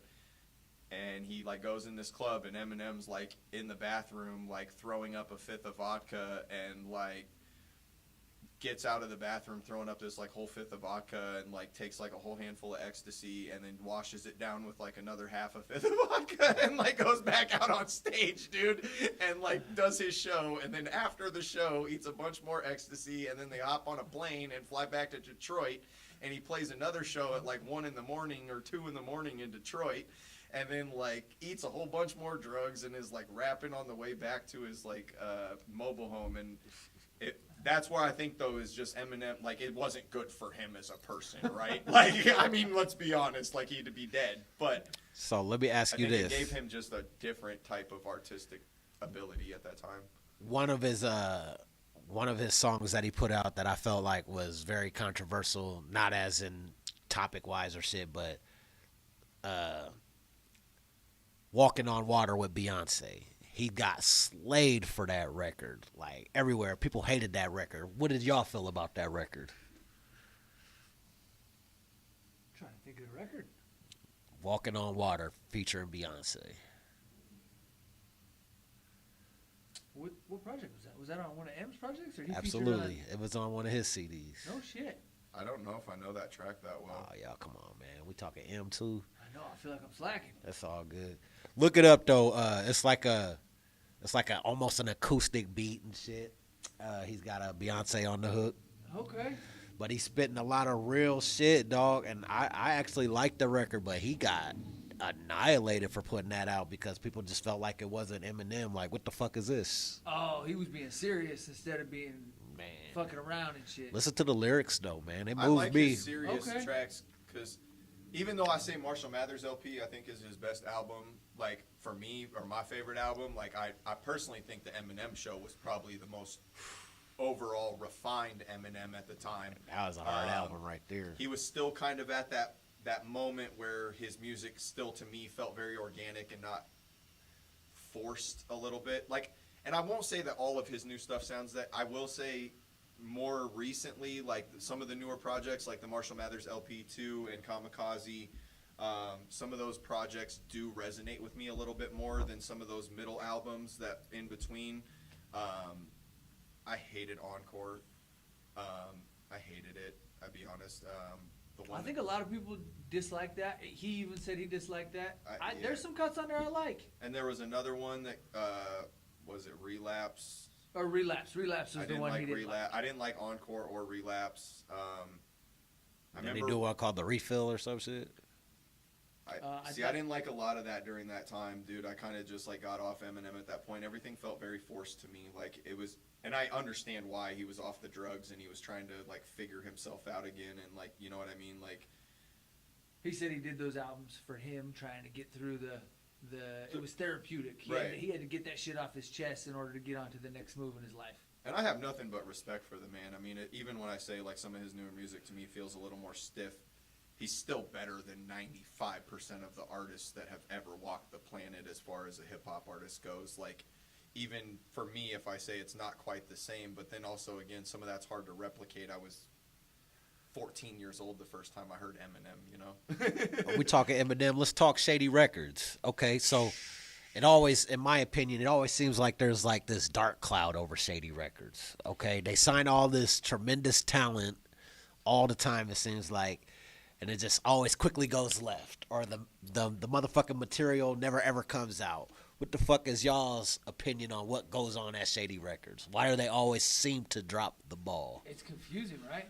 Because they got all of this, just like you said, all this mega talent, Bobby Creekwater, and I mean, think about all the Stat Quo from Atlanta, and He had Obi for a while. Obi Trice, Obi was. Motherfucker has Slaughterhouse over there, bro. Cassius, the whole Slaughterhouse. Well, I loved Obi. and I don't know if that was. That one he might almost get a little bit of a pass on just because Joe Budden. they had internal problems amongst Slaughterhouse, and so. Well, I heard Joe Budden didn't want to fuck with Shady. Well, there was that, but then didn't. I feel like Joel says it on one of the tracks. He says they tried to come back together, but Joe said he didn't want nothing to do with.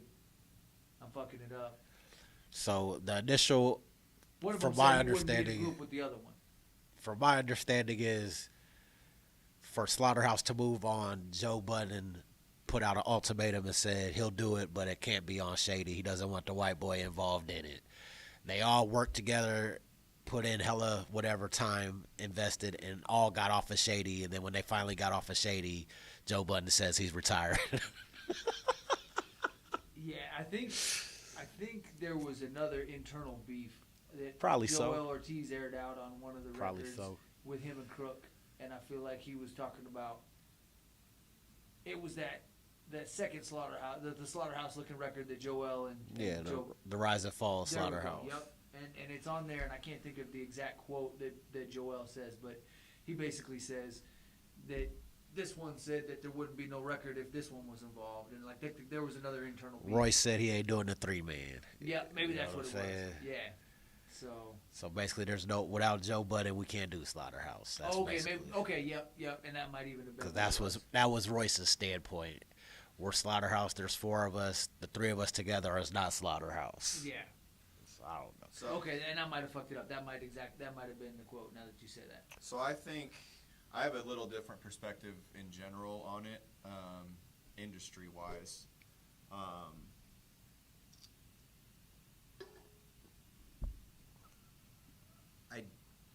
I think going under an artist like Eminem in general is a tall task.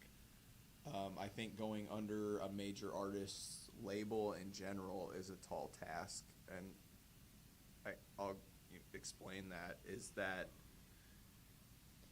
if you go sign to Columbia Records, or you go sign to Interscope Records, or you go sign to other records, like other record labels, like of course you're still competing with the other artists on that record label, right? But you're kind of your own entity a little bit at that point, right? And yes, you have to get through all the bureaucracy of the record label and all the bullshit, but you're your artist, right? When you sign under another artist's label, you're always going to be in their shadow. Always. It's just the way it is. And so when you give your artistry at that point to another... Strange Music is a perfect example of that. So I was gonna say. And I Now, Yeah. is that a figurative thing in terms of the artist views it that way? Because now Jay-Z ran Def Jam for a long time, and they didn't seem to have them same issues. because Def Jam's a major label, though. Yeah, it's a major label, and so they're dealing with. It's not, you got to think if you signed to Shady Records, right? It's Shady Records, That's right? Eminem shit, not So, a major label. If you look even back in the day at Rockefeller, right? Like, yeah, some of those artists did good, but none of those artists ever outshined Jay-Z. What about Now I'm not saying your point is not correct, but what about Death Row? Dr. Dre ran it. But it's not. But Dr. Dre wasn't just a rapper, so I think that's the difference with Dr. Okay. Dre. Is Dr. Dre give didn't you want that. the spotlight of being the rapper. Dr. Dre didn't run shit, bro. No, Dr. Dre just put some bread in. Well, no. Well, everyone else wrote his Yeah. shit. Well, everyone else wrote his shit. Everybody know who ran that motherfucker. Stop playing, man. But like, that's the difference. I think with Death Row is the fact that it was more of like a collective at that point, and there wasn't necessarily like one head person. Even though Dre was like kind of like the head figure at the point. You Was weren't he? competing with him artistry the same way. Yes, you had the Chronic 2001, but that's about it, right? Besides the original Chronic, right? So like you weren't competing with records coming out. You weren't competing with what he was doing. You weren't being like I'll give you that. I would guess there are timing things that end up having to happen and all these other things when you're dealing with another artist. And again, you're signed under that artist label. And so you're not going to typically, and I won't say it's across the board because there's probably exceptions out there, but you're typically not going to get the shine. And I mean, I'll say this from a, like, if I was personally the artist that started my own label, right? And you could even ask yourself this, are you going to put as much into every one of your artists that you are putting into yourself? You got to be a selfless person to do A that. very selfless person, and we typically in this society don't really work like that, right? And I mean, I feel like I would if that motherfucker was showing me that they can stand on their own too. I'm not gonna do everything for you, Right. But if you're out there grinding, gritting when Getting I'm not deals, around, right. and you're doing everything you're supposed to do and should be doing when I'm not looking, right. I definitely would. but I feel it's- like- but I don't think that's always the case, right? You're right, and it's definitely typically not. going to be Right, the case. you're right. And so You're right. It's one of those things where You're right. you're kind of always in their shadow. you're right. You're not able to probably like move as freely within yourself as you would in another situation. And so I think signing sometimes to me personally, from what I've seen from history and with artists, is I would be personally hesitant to sign under another artist.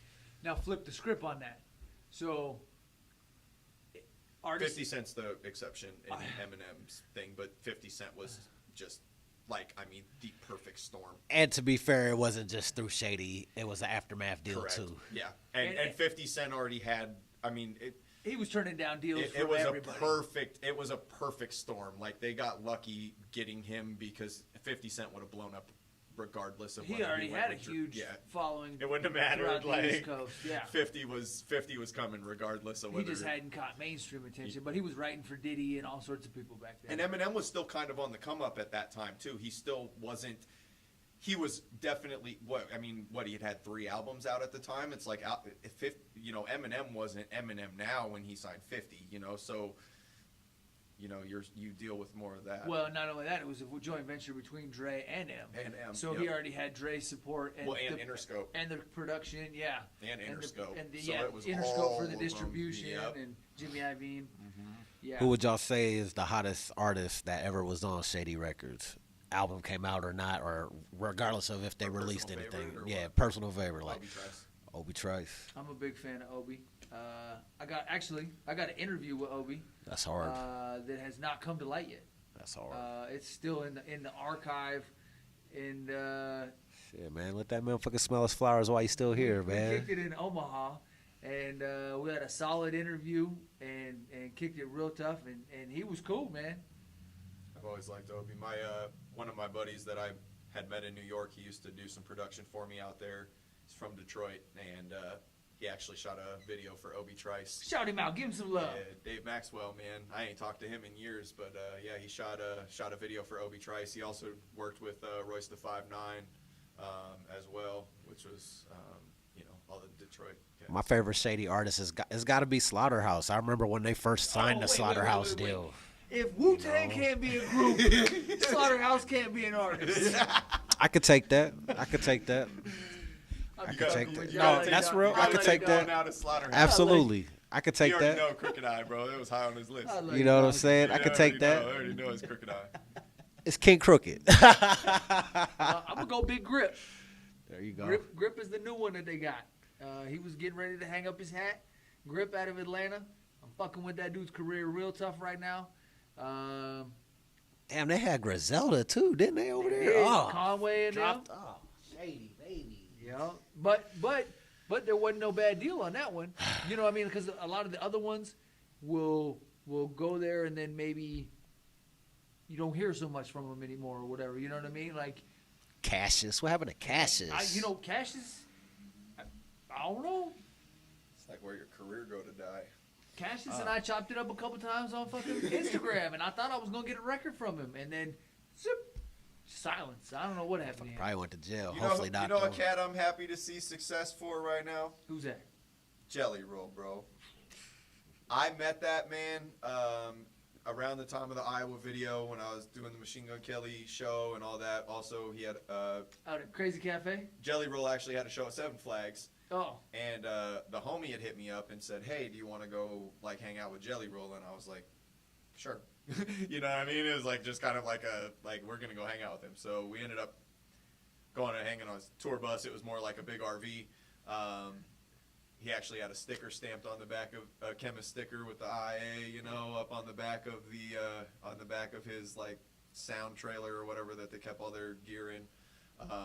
Hung out on the bus with him for a while, and you know, when you see him in the interviews now and you see his humbleness and things like that dude is exactly like that in person. Like, he was just cool as fuck, dude, and just such a humble, you know, appreciative dude. And like, I personally like am really happy to see his success, even if it's like country music. You know, he's moved over and switched genres a bit, but I'm really happy to see that success, bro. Cause He's the king of making music for the broken, dog. yeah, for real, you know. He's the king of heartbreak music, baby. And it's cool to see, Real talk. you know, like, especially I think one thing is with hip hop is like,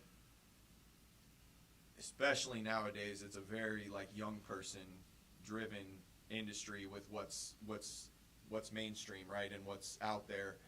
And you see artists kind of get timetables, right, as far as how long they can exist unless they become big, right? If you're Jay-Z, you can rap until you're 60 and no one gives a shit, right? But once you've hit 30 years old, you're an old head, you know what I mean? And so, you know, I think it's cool to see someone like Jelly Roll that's like my age, you know what I mean? He's like damn near 40, you know what I mean? And he's just hitting stride, you know what I mean? And that's inspiring. And I remember talking to him around that time. I was like 30, 31, and he was like, "Man, you just in your honey pot." And I was just like, I felt old, you know? Like, I felt old at 31, just starting to get my shine at 31, you know? Like, I was like, man, you know? But, you know, it's cool to kind of see that, and then also it's inspiring to know that, you know, yeah, it might not be the norm, but it's still something that can be accomplished, you know what I mean? so let's touch back on Kemyst's career. Where can they find the music at? Are you available online on Spotify and Apple Music and all that, or where can they find the previous catalogs, and where's the new stuff gonna be? Well, the website shut down, so you know, that shut down a few years ago. It just wasn't worth keeping up anymore. I wasn't making music. Right now, really, the only place you're probably going to find a whole lot is YouTube. Kemyst, Kemyst. You can find all the videos there. They're still all up. I do still have a SoundCloud out there under Kemyst that you should be able to find. There's some records on there that aren't on the YouTube. I think I still have a Reverb Nation out there floating around somewhere that's got some real old shit on it. Honestly, man, a lot of that, I'm kind of the type of person, when I make a decision, I make a decision. I can be definitely all over the place and shit like that, but when I put a foot down and say, hey, this is my final decision, like, this is my final decision. And so when I walked away, I walked away. Like, it was... You burned the bridge, huh? You know, it's done. Like, I deleted 4,500 people off my Facebook, you know what I mean? I completely deleted my Instagram, you know. Safe. You didn't delete me. I just, you know, got rid of, like, everybody, you know. Some people have gotten added back over time, you know, and, you know, if you're a person that's been deleted and wanted to follow me, you know, shoot me a friend request, I'll approve you, you know, I'll send you back. But I just kind of wanted my life back, you know what I mean? Man, we almost that's a weird one, man. I tell you, that type of kind of like, and it was small, like, and I'm humble about it. Like, I understand that even my position was still small, right? But like, I could tell you, if I would have had that type of global fan base or even countrywide fan base, like, it would have drove me insane, because it gets old just not being able to go places and not be bothered, and you know what I mean, and just and it was like that for a while here, you know. It was anytime I went somewhere, I get recognized and get bothered. You know what I mean? And it's just kind of like I just want to go like hang with my friends or just go like have a beer at the bar without like being bothered constantly or being asked to like karaoke something or you know what I mean? It's just like it was just very odd kind of thing for me personally. I didn't like it that much, and so you know, when I wanted to go away, I wanted to go away. Like, you know, I wanted my space back. I wanted my time back. I could relate with Eminem on I Am. You know, I can't take a shit in the bathroom without somebody banging on it, you know. Like, it wasn't that bad, but it was definitely starting to get to a point of just, like, somewhat of annoyance, you know. Shit, man, we've been running for almost 2 hours. Let's finish this up, man. Best food spots in Des Moines, local eats, man. Man. I mean, I feel like the best burger shop always going to be Bebop's. Can't beat it. It's pretty good. It's pretty good. I like Five Guys, though. I had Quentin's tonight. Quentin's is pretty fire. That's Appreciate right across the the street. There recommendation. you go. There you go. I like me some cool basil.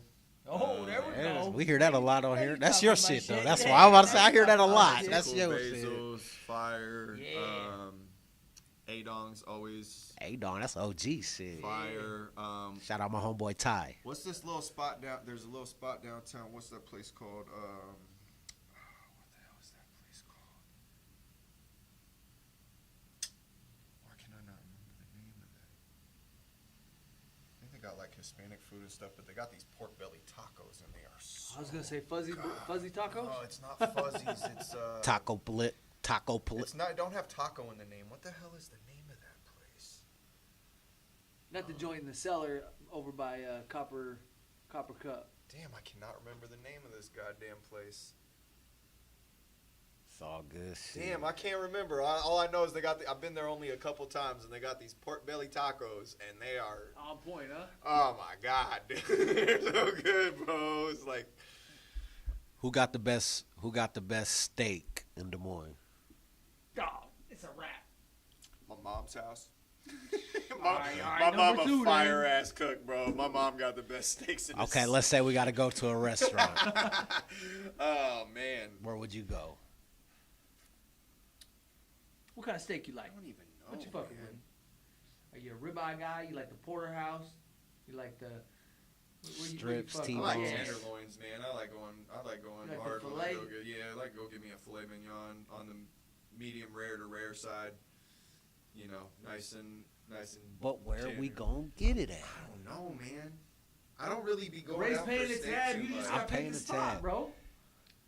Man, I do like me some Texas Roadhouse. Talk with, that with shit. them. Give that us something. cinnamon butter, bro. Yeah, that give us cinnamon butter, something. some fire. They got some pretty good steaks too for like a more chain He place. said, I want the bread. Steak's a bonus. Take the steak to go. Let me So eat I'm gonna some tell you bread. now, the best steak is at Fleming's. Fleming's. Fleming's. Okay. I don't You know think what I've I'm ever been to saying? Fleming's, so we'll have to maybe go Yeah, check that out yeah. sometime. We're gonna have to run up a check though, You because know that what I shit's mean? Yeah, it's expensive. probably expensive as hell. Huh? Yeah. You see what Ruth Chris all talking about. Oh shit. Man, I went out there in Minneapolis and I was just super disappointed. Oh, you said that. I forgot. Super disappointed at We'll see Ruth what the Des Chris. Moines one talking about. Can't be no better. I gotta cook my own steak, man. I almost got to cook Oh, my he own trying to steak go to at that Rube's. point. You trying to go to Rubes. I haven't been there yet. Oh, for real? I haven't been there yet. I've been to Rubes. That's the one out there by the freeway. Yep. Yeah. Well, the original one's in Marshalltown. That's what, nah. But they got one in Waukee now. That's what I'm thinking. Yep. Waukee. Yep. They got one in Waukee now. It's right by the freeway. Kinda. Yep. They got a big old fire pit in the middle of the Yeah. restaurant. You got a basically steer on it, like as a logo or some shit. Oh, it's been a minute. I know what you're talking You about. go through and basically hit a deli counter. You pick whatever steak you want, and then you just take it out there and cook it in the middle of the restaurant. Nah, who cook it? You do.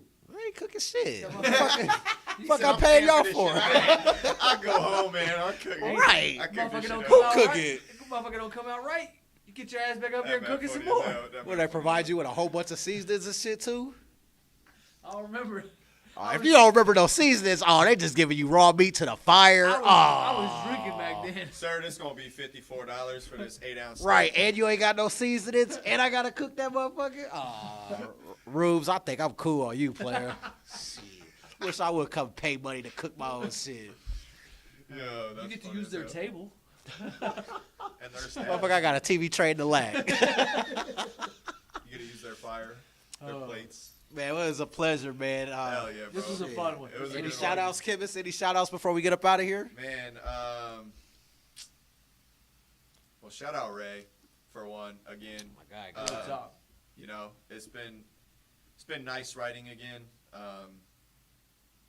Yeah, it's been something that I've probably needed. So I appreciate that a lot. I'm happy I could bring it back Man, for you, that dog. motherfucker Steve, bro. It's been a long ass time, bro. He's a wild boy, though. We go back quite a ways too. We Shout do. out both of y'all for sure. Appreciate it. We had a couple ciphers back in the day. Oh shit! You done got ate up by Kemyst. Oh, man. It was a dog fight. It It was was a a dog dog fight. fight. Nobody was giving up. Oh, you got 30. We had one in the middle of Joey Ashby's living room. Oh shit! Way back in the day. Oh man. That was drunk Steve. I mean, always shout out like I shouted out. Kemyst earlier. didn't even comment. I mean, he got at your ass bad. He didn't even acknowledge that shit. Be a fly on the wall, bro. To be a fly on the wall. Kemyst was like, "We Yeah, ain't even gonna do those that. days, This is his those show." days. You know what I'm saying? He's a humble man. He's humble. He's humble. Man, always shout out my video team that did those things. Sam and Jules, they were instrumental, like I said, to what was built before. I guess shout out to anybody that's still following, that still is interested for music. I know it's been a really long hiatus. I know that most people probably thought they would never hear any tracks again. I didn't know if I would. So if you are still going to be listening and you are looking forward to the project, anyone that pre-ordered merchandise that I was able to sell to kind of help pay for some costs, got dogs to feed, as I said earlier. So, shit gets expensive, I appreciate the love for that. I think we had like 35 pre-orders on t-shirts and hoodies, which That's dope, man. isn't terrible for being gone for 7 years and deleting all of my Facebook friends. Look, so. man, I bet you if I drop some hoodies tomorrow, motherfucker, I couldn't even move 20. Guaranteed. I'm not even bullshit. I guarantee. I probably wouldn't even get 10 pre-orders I if I actually dropped got hoodies. yours too, but You know what I'm saying? I forgot to fucking bring it. That's Right. crazy. I still have yours too. I gotta get that to you. I got but, you. I got you. Yeah, everybody that's supported, everyone that pumped the Iowa video like they did. I don't know that I've ever publicly gotta appreciate, show appreciation to everybody on this type of platform. You might have got a Facebook post or something, but those were some of the best years of my life.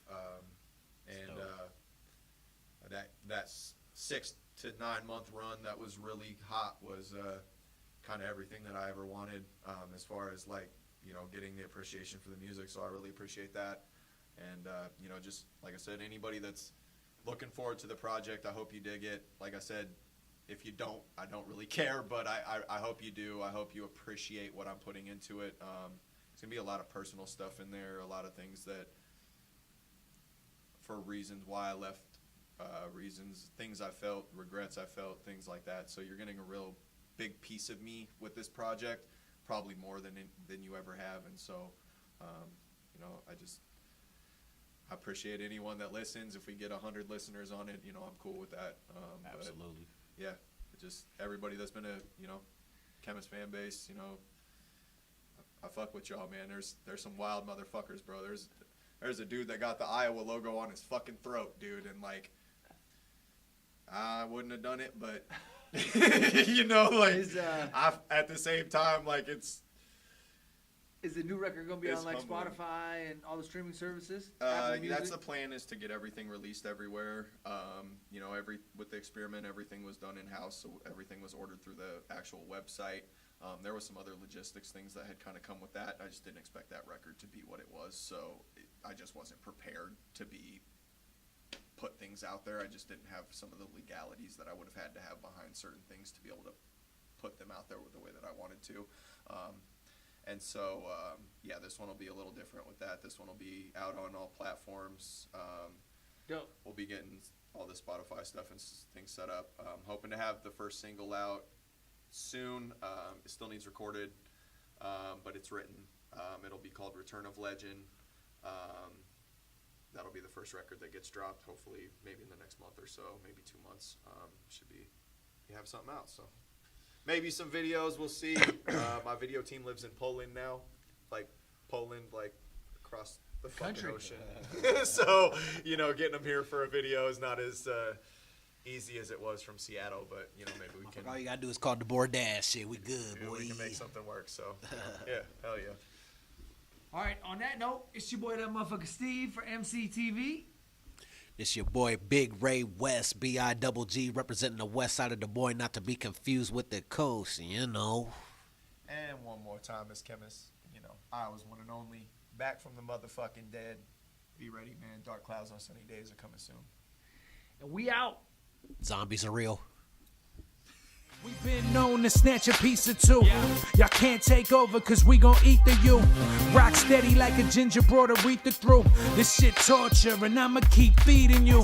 On that East Coast shit, y'all better duck down. Price on his dome, 5 on it like yuck mouth. When the plug get knocked, that's when the price jumps. American Nightmare, that's where the Spice one. Rappers running like Ricky in the alleyway. Putting an end to the week, no Saturday. They want static, get it shaking like hash is clay. Passionate thugs mixing Douce with Alizé. Don't play with us, them moves ain't got you safe enough. Yelling fuck 'em like Smokey off the angel dust. My life's so real, sounds like I made it up.